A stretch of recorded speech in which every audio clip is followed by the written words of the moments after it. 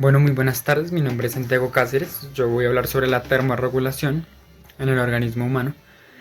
Bueno, normalmente la temperatura de un ser humano debe estar oscilando entre los 36 y 37 grados centígrados. Se considera que una temperatura de menor a 35 grados centígrados puede ser una hipotermia. Por otro lado tenemos la fiebre, que generalmente está entre los 38 y 39 grados centígrados. Y tenemos la hiperpirexia, que es cuando la temperatura oscila entre los 41 grados centígrados o más, que es demasiado peligroso teniendo en cuenta que nos va a hacer afectaciones cerebrales y este tipo de afectaciones no van a tener ningún tipo de cura, ningún tipo de tratamiento. Entonces, por eso es importante no dejar que nuestro organismo llegue a una temperatura tan elevada. Este sistema está constituido por tres componentes. Entonces, el primero son las vías aferentes termoceptivas, los centros de integración y las vías eferentes termoefectoras.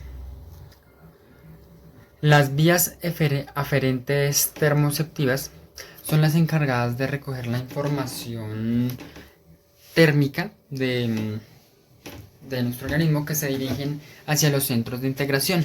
Los centros de integración son los encargados de integrar esta información térmica que efectúa nuestras vías aferentes y lo que hacen es modificar nuestra temperatura corporal, bien sea para mantenerla en la misma temperatura o bien sea para modificarla. También tenemos por otro lado las vías eferentes, que pues esto lo que hace es permitir elevar o reducir la temperatura corporal según el dictado de los centros reguladores de nuestro organismo. Bueno, además, este sistema también se encuentra relacionado con otros sistemas bastante importantes en nuestro organismo, como lo puede ser el sistema nervioso, el sistema inmunitario, el sistema cardiovascular, sistema musculoesquelético. Además también trabaja el tejido adiposo, el sistema endocrino.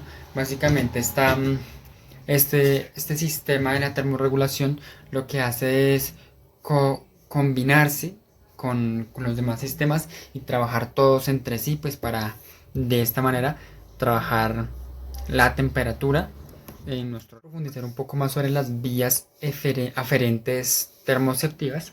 Estas básicamente están encargadas de recoger dos modalidades de información que serían por parte de la naturaleza, bien sea física o bien sea química.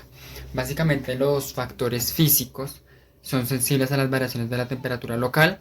Estos receptores están ubicados, distribuidos de manera muy amplia, principalmente en la piel, también en el sistema cardiovascular, específicamente en las cavidades cardíacas y en los vasos.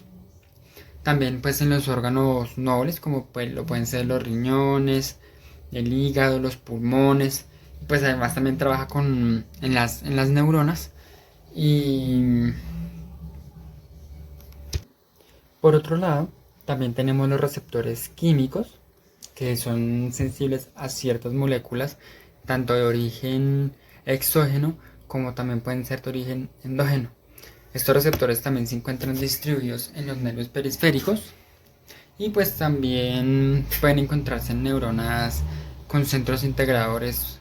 Por otra parte tenemos los centros de integración o de control.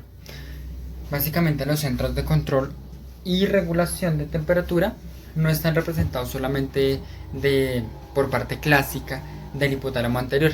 En la actualidad pues se sabe que este forma parte del sistema de control central. Básicamente las estructuras que controlan nuestro hipotálamo anterior, pues que básicamente son las más importantes, es sensible a estructuras a señales de calor. La parte posterior es sensible a las sensaciones de frío. También el sistema limbólico, la sustancia reticular del tronco, los ganglios del sistema nervioso y básicamente la teoría más aceptada en cuanto al funcionamiento de este mismo es integrar la información termoceptiva periférica para obtener composición global de la temperatura corporal y comparar esta simulación de temperatura con el nivel con el nivel termostático. Bueno, como balance final de la integración de las señales térmicas, se puede concluir que como primera opción, que si la temperatura corporal es menor que el termostato, pues se activan los mecanismos efectores para elevar la temperatura corporal hasta llegar al termostato, lo que quiere decir que se aumenta la termogénesis y también se reduce la termólisis. Como segundo caso, si la temperatura corporal es mayor que el termostato, quiere decir que se activan los mecanismos efectores para reducir la temperatura corporal hasta llegar al termostato, lo que significa que se va a reducir la termogénesis y se aumenta la... Por otra parte, también tenemos las vías eferentes termoefectoras. Entonces, entre ellas se encuentran los mecanismos de termogénesis, que son los que hablamos anteriormente, que básicamente son los encargados de aumentar la tasa metabólica basal. Aquí es donde trabajan dos sustancias a nivel celular, aumentando el consumo de oxígeno y de glucosa y acelerando la fosforilación oxidativa. En la termogénesis también se producen contracciones rítmicas involuntarias del tipo del músculo esquelético, las cuales son activadas por el sistema nervioso simpático y la médula suprarrenal y también por el sistema nervioso periférico. Además de ello, el aumento de la lipólisis en el tejido graso multiloculado, que sería la grasa marrón.